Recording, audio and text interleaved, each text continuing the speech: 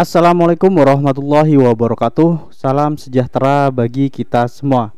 Kembali lagi berjumpa dengan kami di NI Channel.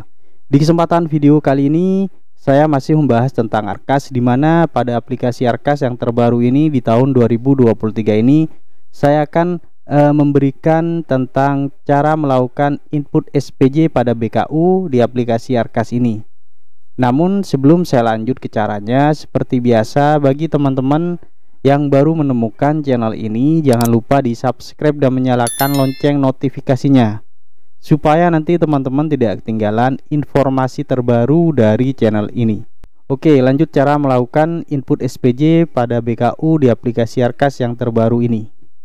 Nah, di sini untuk melakukan penginputan SPJ di BKU pada aplikasi Arkas ini, sebelumnya teman-teman buka aplikasi Arkasnya dan login menggunakan username, email, dan passwordnya. Kemudian kalau sudah login di sini, teman-teman klik bagian penata usahaan di bagian ini. Kemudian klik aktivasi BKU. Jadi teman-teman harus mengaktifkan BKU-nya terlebih dahulu kalau belum mengaktifkannya. Nah, kebetulan di sini saya sudah melakukan aktivasi BKU di bulan Juni. Nah, untuk cara melakukan aktivasi BKU dari bulan Januari untuk Jilpa, penerimaan transfer, dan tarik tunai sudah pernah saya jelaskan di video sebelumnya. Jadi teman-teman untuk melakukan aktivasi BKU silahkan cari di channel ini cara melakukan aktivasi BKU-nya. Nah, kebetulan di sini saya sudah mengaktifkan di bulan Juni. Jadi saya tidak akan mengaktifkannya lagi. Saya langsung klik bagian buku kas umum di bagian ini.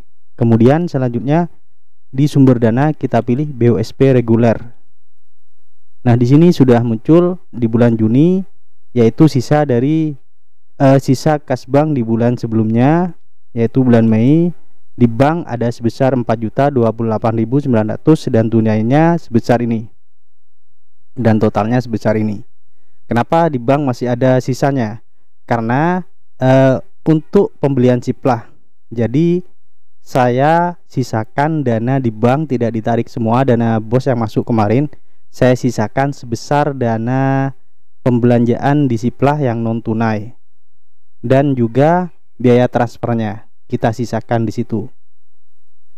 Kemudian di sini untuk melakukan SPJ ada dua, ada SPJ tunai yang ini dan non tunai. Untuk SPJ tunai yang kita belanjakan secara tunai, untuk SPJ non tunai yang kita belanjakan secara transfer. Jadi biasanya untuk transfer itu untuk Ciplah ataupun yang lain juga bisa. Nah, di sini yang pertama saya akan contohkan untuk SPJ yang tunai. Untuk menginputkan SPJ yang tunai, kita klik SPJ yang seperti ini, yang ada tulisannya SPJ saja. Kita klik seperti ini. Kemudian kita tentukan apakah yang tunai itu masuk belanja Ciplah atau non Ciplah. Jadi karena di sini saya membelinya melalui non Ciplah, jadi saya akan klik non Ciplah. Kemudian kita isikan tanggal transaksinya, misalkan tanggal 1 Juni 2023. Kemudian kode rekeningnya kita pilih di sini. Kode rekening ini sesuai yang kita kerjakan di lembar kertas kerja atau RKS kemarin yang sudah disetujui oleh dinas. Nah, misalkan di sini saya akan pilih yang pertama, belanja alat bahan untuk kegiatan kantor, alat tulis. Kemudian di kegiatannya kita pilih yang paling bawah di sini. Saya pilih yang paling bawah ini, saya klik seperti ini. Kemudian di sini kita masukkan nama tokonya. Misalkan nama tokonya adalah seperti ini, kemudian alamatnya kita isikan juga. Kemudian jangan lupa nomor teleponnya harus kita isi wajib. Nomor telepon ini wajib, boleh nomor handphone, boleh nomor telepon. Kemudian jangan lupa tanggal notanya, biasanya ini sama dengan tanggal transaksi. Kemudian kita centang objeknya yang kita belanjakan. Kemudian kalau kita sudah mencentang keduanya, di sini akan muncul total belanjanya.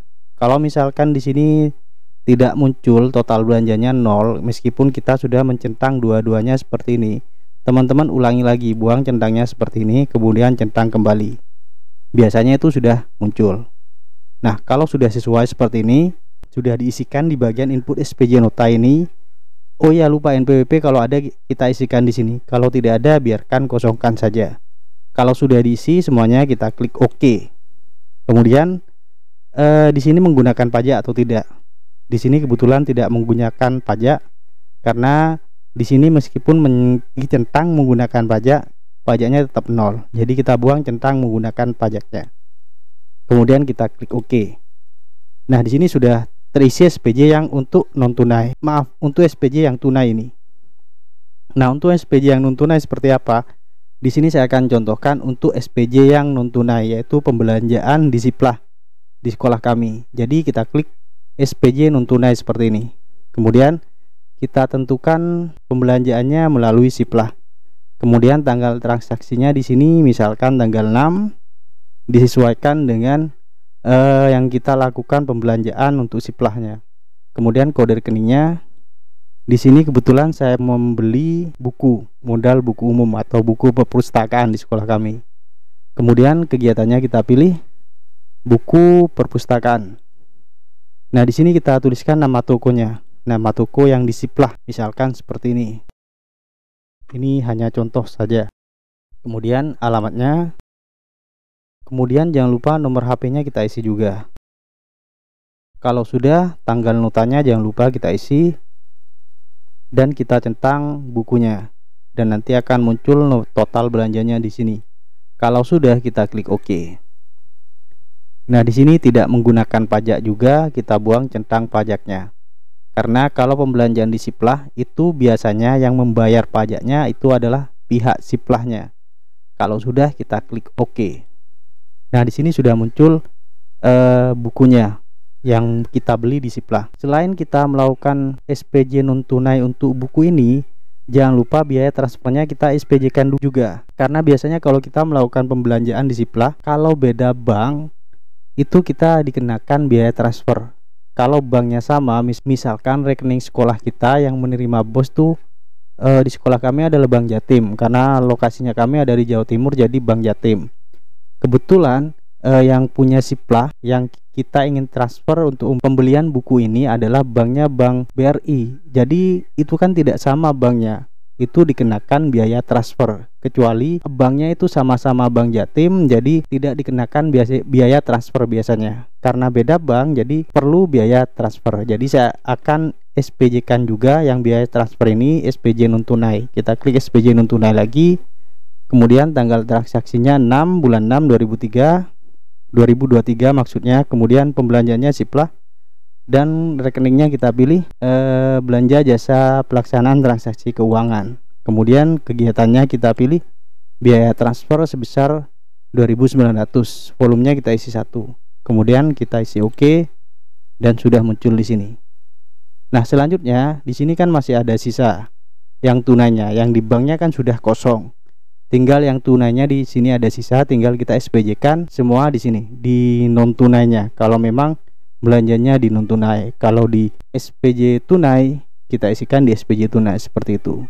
Nah, di sini saya akan mencoba mengisinya sampai selesai terlebih dahulu. Nah, di sini saya sudah menginputkan SPJ yang secara tunai sudah selesai semuanya seperti ini, dan non tunainya sudah tadi kan yang untuk pembelian dari Siplah yaitu buku dan biaya transfer tadi. Nah, setelah kita melakukan penginputan semuanya seperti ini, saya cek bagian SPJ lagi, kemudian kita klik bagian kode rekening di sini, dan di sini sudah habis, sudah tidak ada pembelanjaan lagi, kode rekeningnya sudah habis, jadi kita tidak bisa melakukan pembelanjaan lagi. Dan ternyata di sini masih ada sisa tunainya sebesar Rp591.450. Jadi meskipun di sini ada sisa, kita sudah tidak bisa meng-SPJ-kan lagi di sini. Dibuktikan di bagian kode rekening ini sudah habis, sudah tidak ada data pembelanjaannya. Jika teman-teman bingung kenapa kok ada sisa di sini, padahal harus 0 gitu kan untuk tahap 1. Jadi di SPJ ini untuk tahap 1 meskipun tidak 0 untuk dananya, tidak dihabiskan semua, tidak masalah, karena di sini masih ada sisa 591.000 sekian, itu tidak bermasalah. Nanti kita inputkan kembali di tahap 2-nya. Jadi yang lebih dana di bagian tunai ini di SPJ-nya di bulan Juni, padahal tahap 1 itu kan dari bulan Januari sampai Juni. Harusnya Juni itu harus selesai, harus 0 seperti itu. Itu tidak masalah. Nanti yang sisa dari bulan Juni ini yang tidak terbelanjakan ini nanti akan dimasukkan ke tahap 2. Jadi di tahap 2 nanti di bulan Juli sampai Desember itu nanti kita bisa melakukan peng-SPJ-nya. Nah, untuk sementara saya tidak bisa melakukan peng-SPJ untuk bulan Juli. Kenapa? Karena saat ini masih bulan Juni. Jadi kalau sudah nyampe bulan Juli, kita bisa mengaktifkan BKU bulan Juli dan kita melakukan peng-SPJ lagi sebesar sisa yang ini. Kalau misalkan masih ada sisa di bulan Juli, nanti kita SPJ-kan lagi di bulan Agustus dan seterusnya seperti itu. Yang penting nanti yang harus nol itu di akhir tahun di bulan Desember. Kalaupun di bulan Desember itu tidak bisa nol, masih ada sisa, itu juga tidak bermasalah. Nanti itu akan masuk ke silpa tahun sebelumnya seperti itu.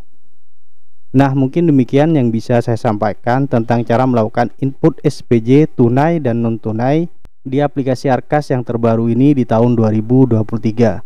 Semoga apa yang saya sampaikan ini bisa bermanfaat bagi kita semua.